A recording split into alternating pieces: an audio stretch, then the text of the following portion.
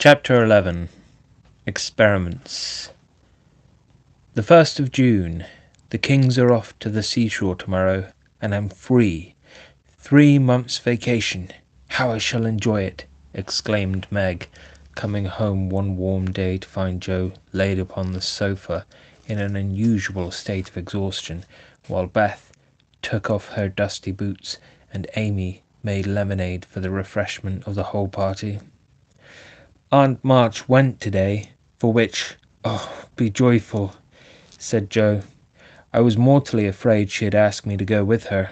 If she had, I should have felt as if I ought to do it.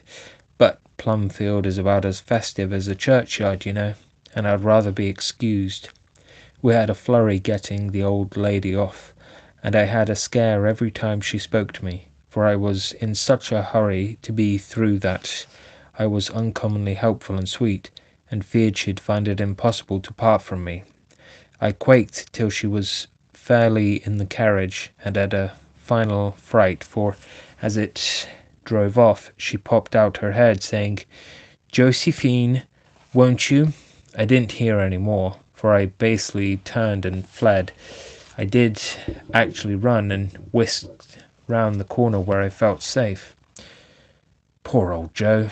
She came in looking as if bears were after her, said Beth, as she cuddled her sister's feet with a motherly air.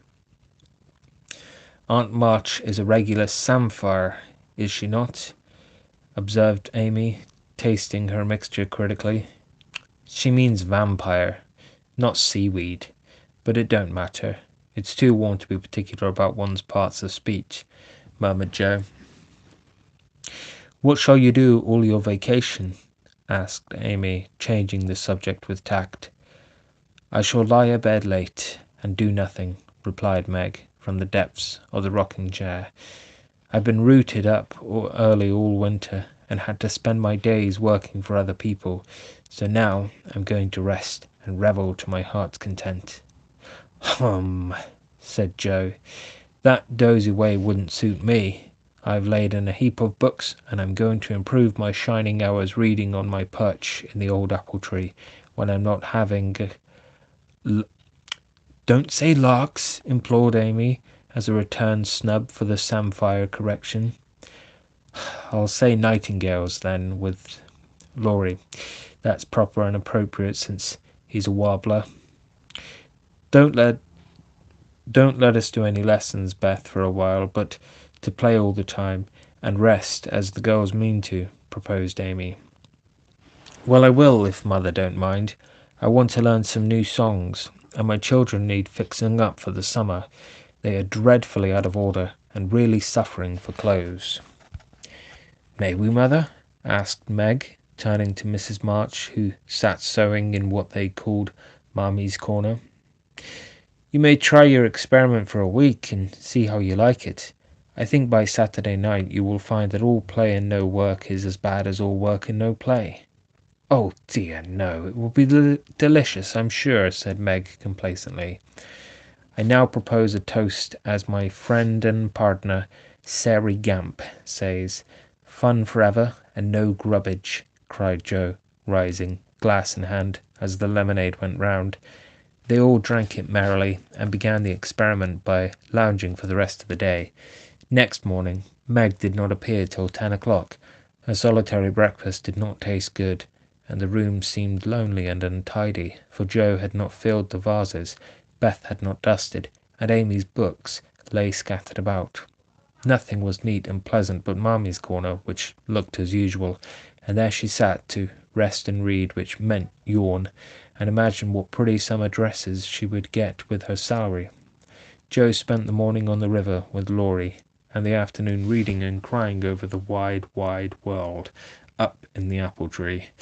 Beth began by rummaging everything out of the big closet where her family resided, but, getting tired before half done, she left her establishment topsy-turvy, and went to her music, rejoicing that she had no dishes to wash.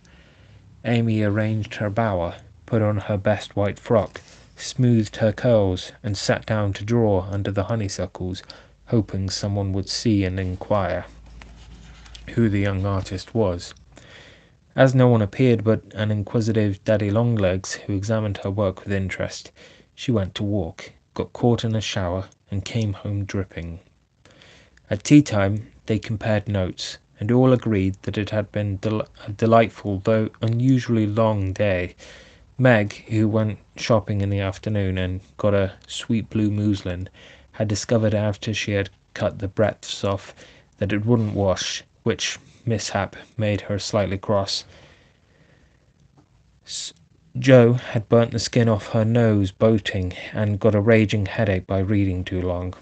Beth was worried by the confusion of her closet and the difficulty of learning 3 or 4 songs at once, and Amy deeply regretted the damage done her frock, for Katie Brown's party was to be the next day, and now, like Flora McFlimsy, she had nothing to wear. But these were mere trifles, and they assured their mother that the experiment was working finely. She smiled, said nothing, and with Hannah's help, did their neglected work, keeping home pleasant and the domestic machinery running smoothly.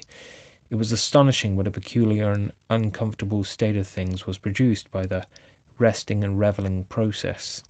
The days kept getting longer and longer, the weather was unusually variable, and so were tempers. An unsettled feeling possessed everyone, and Satan found plenty of mischief for the idle hands to do.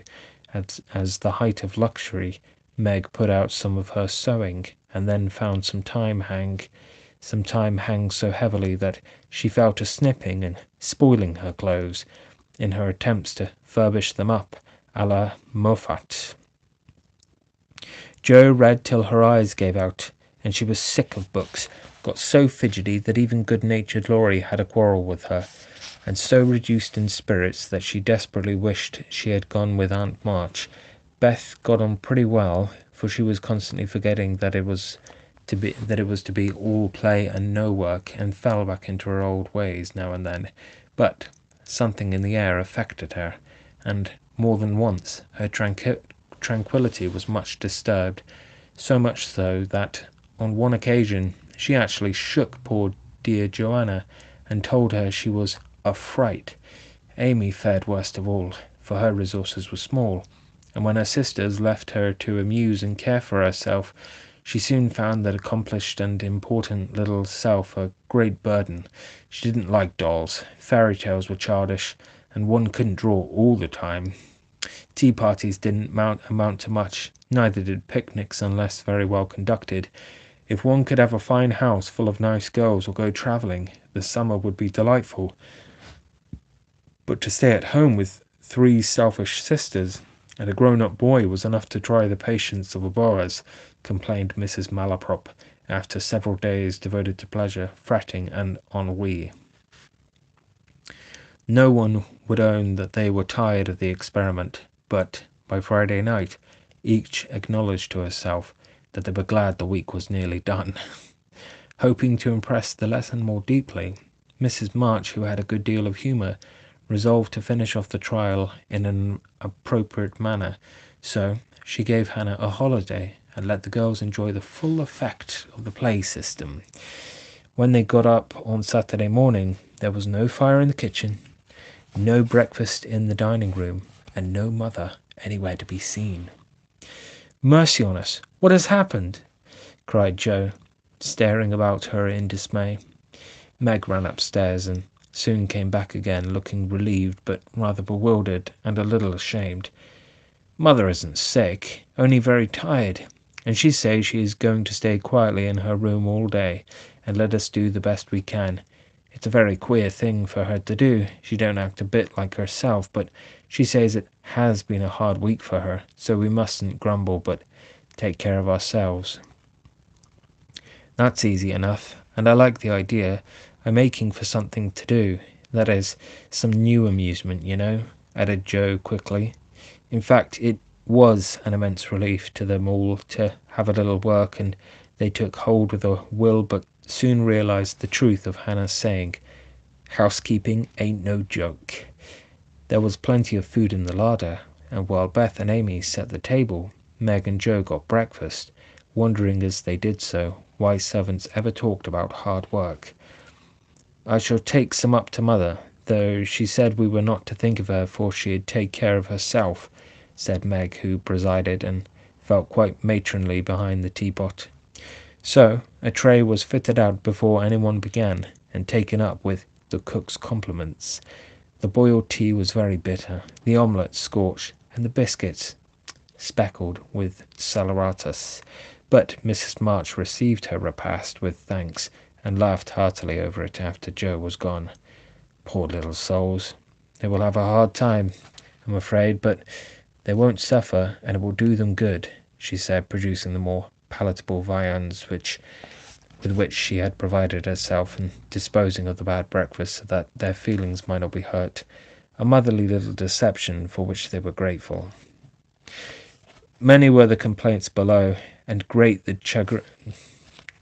chagrin of the head cook at her failures. "Never mind, I'll get the dinner, and be servant. You be missus. Keep your hands nice, see company, and give orders," said Joe, who knew still less than Meg about culinary affairs.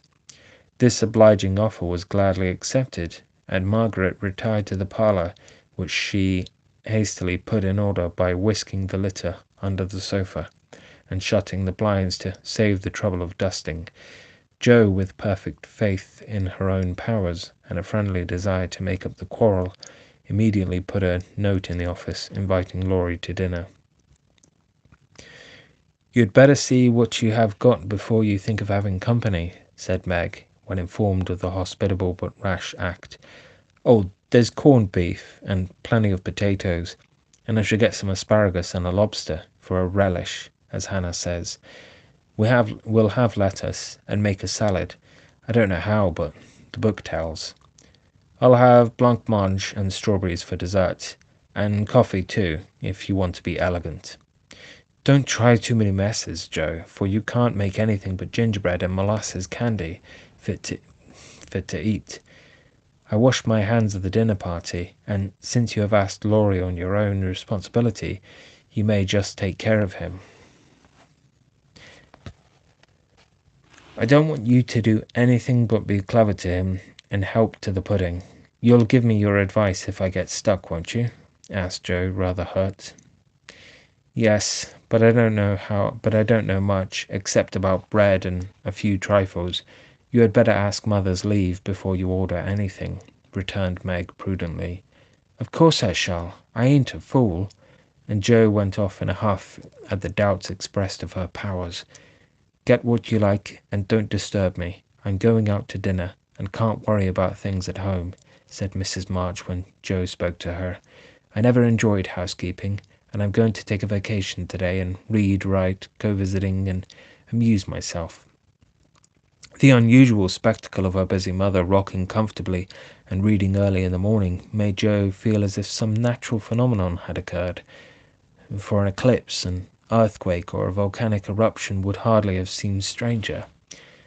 "Everything is out of sorts somehow," she said to herself, going downstairs. "There's Beth crying. That's a sure sign that something is wrong with this family. If Amy is bothering, I'll shake her."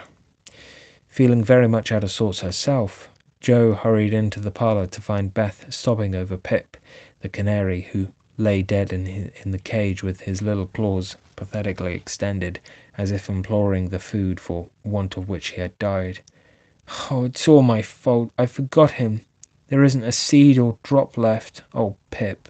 Oh, Pip. How could I be so cruel to you?" cried Beth, taking the poor thing in her hands and trying to restore him. Joe peeped into his half-open eye, felt his little heart, and finding him stiff and cold, shook her head, and offered her domino box for a coffin. "Put him in the oven, and maybe he will get warm and revive," said Amy hopefully. "He's been starved, and he shan't be baked now he's dead. I'll make him a shroud, and he shall be buried in the grave, and I'll never have another bird. Never, my Pip, for I am too bad to own one," murmured Beth, sitting on the floor with her pet folded in her hands. "The funeral shall be this afternoon, and we will all go. Now don't cry, Bethy. It's a pity, but nothing goes right this week, and Pip has had the worst of the experiment. Make the shroud, and lay him in my box, and after the dinner party we'll have a nice little funeral," said Jo, beginning to feel as if she had undertaken a good deal. Leaving the others to console Beth, she departed to the kitchen, which was in a most discouraging state of confusion. Putting on a big apron, she fell to work and got the dishes piled up ready for washing when she discovered that the fire was out. "Here's a sweet prospect," muttered Jo, slamming the stove door open and poking vigorously among the cinders. Having rekindled it, she thought she would go to market while the water heated. The walk revived her spirits, and flattering herself that she made good bargains, she trudged home again after buying a very young lobster, some very old asparagus, and 2 boxes of acid strawberries. By the time she got cleared up, the dinner arrived, and the stove was red hot.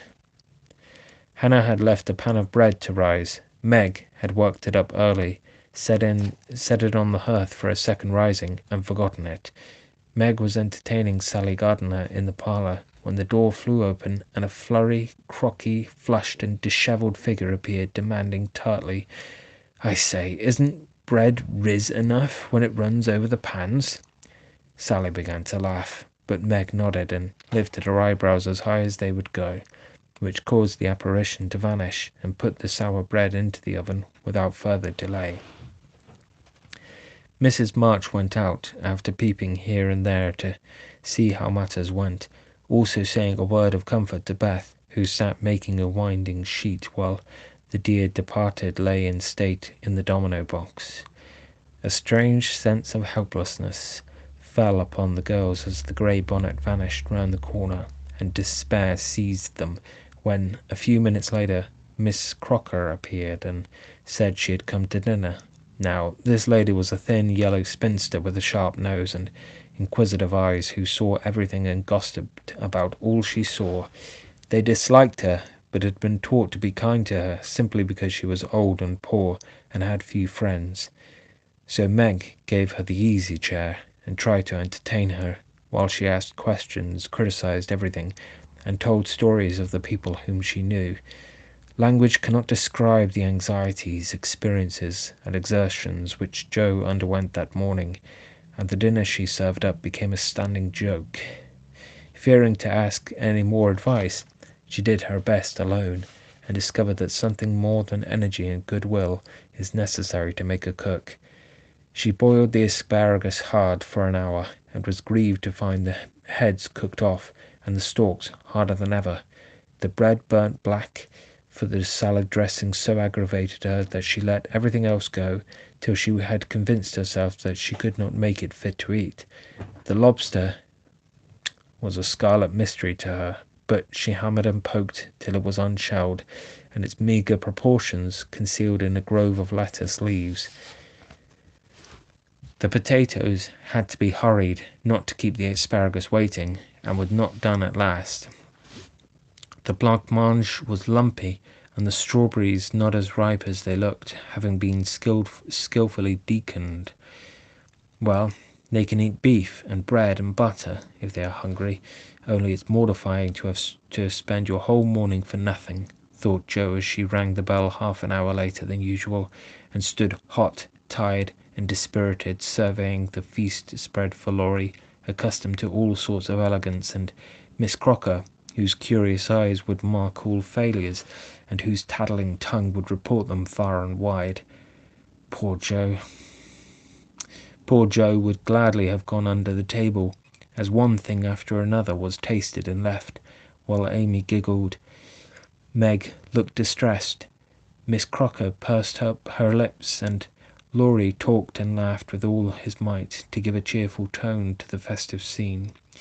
Jo's one strong point was the fruit, for she had sugared it well and had a pitcher of rich cream to eat with it.